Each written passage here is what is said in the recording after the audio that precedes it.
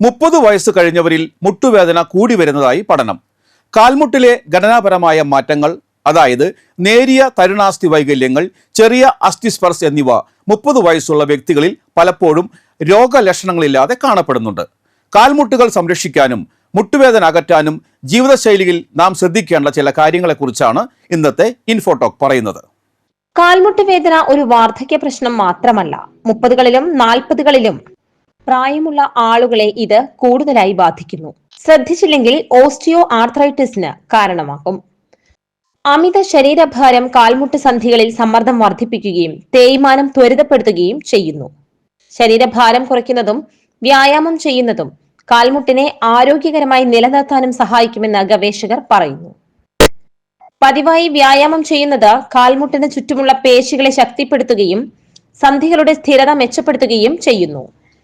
Aerobic വ്യായാമങ്ങൾ, നടത്തം, യോഗ എന്നിവ ശീലമാക്കുക. ശാരീരിക പ്രവർത്തനങ്ങൾക്ക് മുൻപും ശേഷവുമുള്ള ശരിയായ വാമപ്പ് പരിക്കുകൾ തടയാൻ സഹായിക്കും. വാമപ്പ് പേശികളെയും സന്ധികളെയും വ്യായാമത്തിനു ശേഷമുള്ള വീണ്ടെടുക്കലിന് സഹായിക്കുകയും ചെയ്യുന്നു.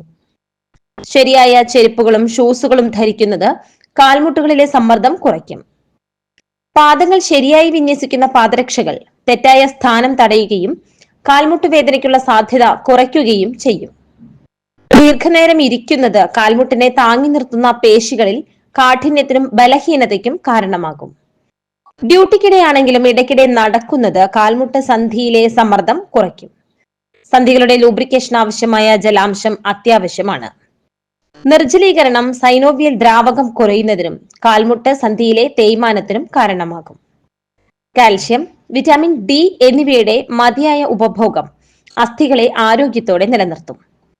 കാൽമുട്ടിന്റെ ആരോഗ്യത്തെ ബാധിക്കുന്ന ഓസ്റ്റിയോപീനിയ, ഓസ്റ്റിയോപൊറോസിസ് പോലുള്ള അവസ്ഥകൾ തടയുന്നതിലും ഈ പോഷകങ്ങൾ നിർണായക പങ്ക് വഹിക്കുന്നു.